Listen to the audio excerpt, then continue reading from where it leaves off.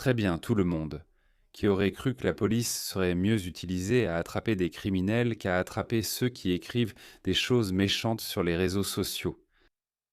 Eh bien, il se trouve que le Royaume-Uni a enfin compris cela.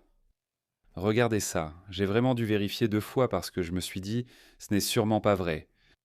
Les incidents de haine non criminels ont officiellement été supprimés, car la police a reçu l'ordre d'arrêter les criminels plutôt que d'enquêter sur des tweets. Je dois regarder ça.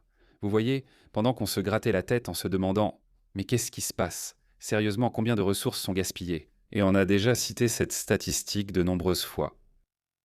Écoutez bien ça.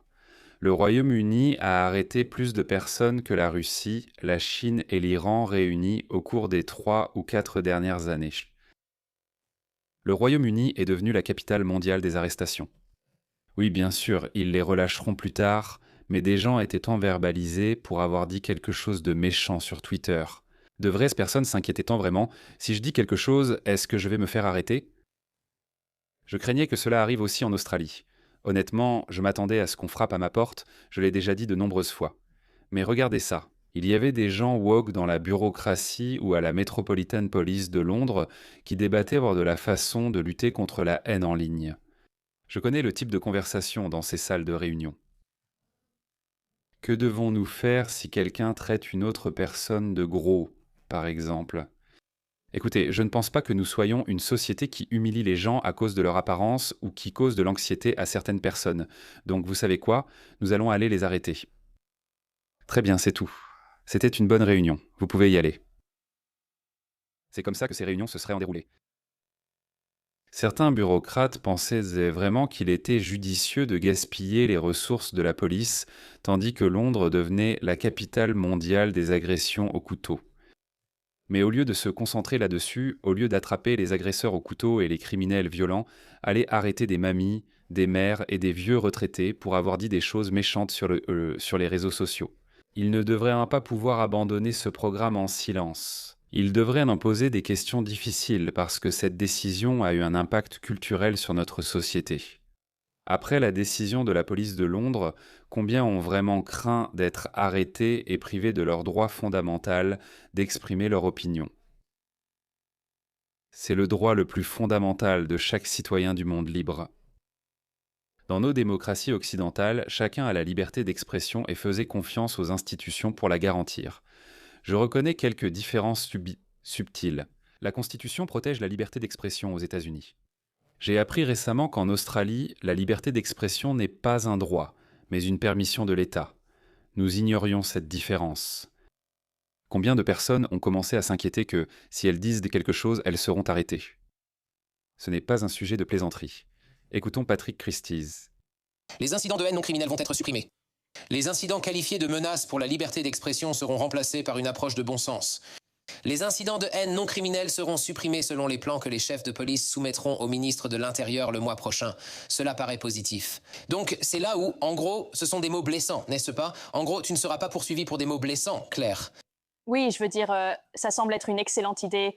J'espère vraiment que cela va se faire comme ils disent, que cela va être présenté au ministre de l'Intérieur. J'espère vraiment que le ministre de l'Intérieur va approuver cela parce que, enfin... Je veux savoir qui a été la première personne à donner cette directive à la police.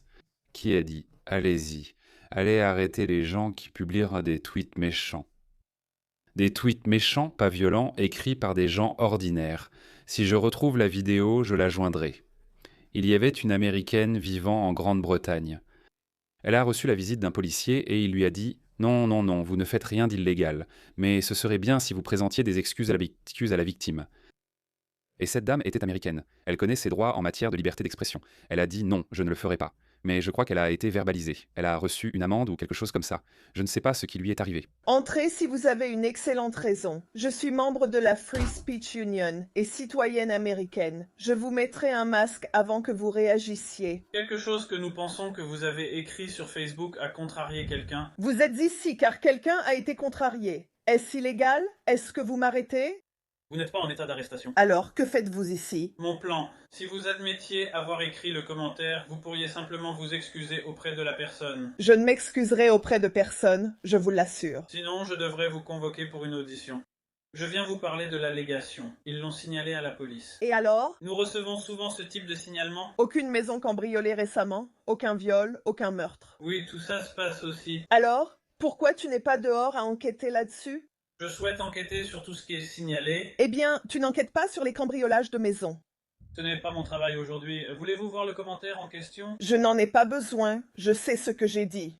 Tu sais combien de gens ici ont été cambriolés? Je ne sais pas. Je ne m'occupe pas de ce quartier. Non, bien sûr que non. Sauf s'il y a un tweet, tu t'en occupes. Et alors? Je n'ai enfreint aucune loi. Donc tu vas perdre ton temps alors que tu pourrais faire des choses plus importantes à la place. C'est pour ça que je voulais venir te voir directement. Discuter un peu.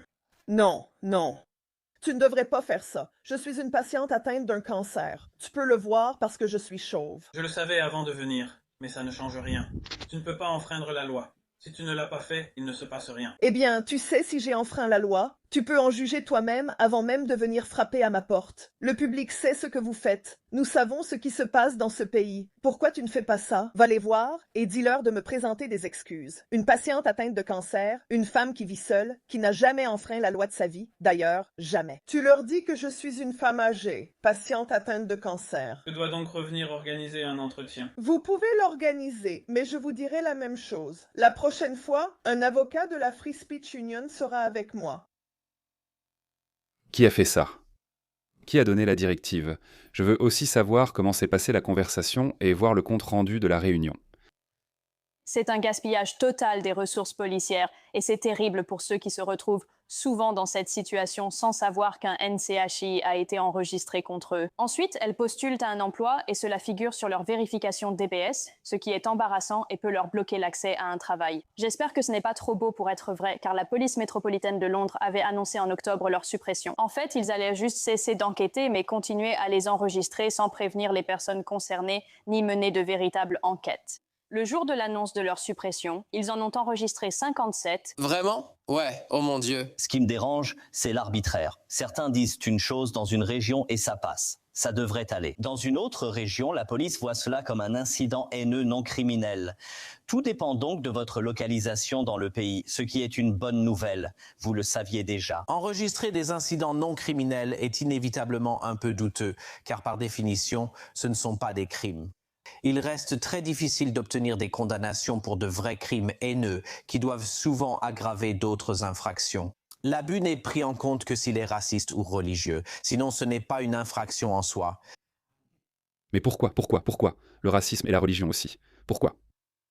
Aider le public à devenir plus résistant. Imaginez faire une crise d'angoisse juste à cause d'un tweet méchant. Je reçois chaque jour des centaines de tweets méchants.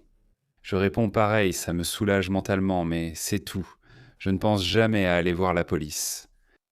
Il m'a traité ainsi, il m'a eu. Quel âge as-tu? 10 ans. Pathétique. Ils ont obtenu une condamnation contre quelqu'un qui m'avait menacé de me poignarder parce que je suis gay. Je ne sais pas comment, mais ils ont réussi. Tu sais, ça a vraiment été difficile d'en arriver là. On ne doit pas minimiser que, quand des gens sont répugnants envers des inconnus, il leur est difficile de faire face aux sanctions. Ouais, comme elle l'a dit, j'espère que c'est vrai. Ils veulent tout abandonner, mais ça ne devrait pas être ignoré. Voilà mon point de vue. Parce que quelqu'un a vraiment pris un tournant radical du jour au lendemain, alors que tout allait bien. Les gens s'insultent comme ils l'ont toujours fait. Tu sais, même les anciens Romains écrivaient des graffitis pour dire des choses méchantes sur leurs amis, leur famille ou leurs dirigeants politiques.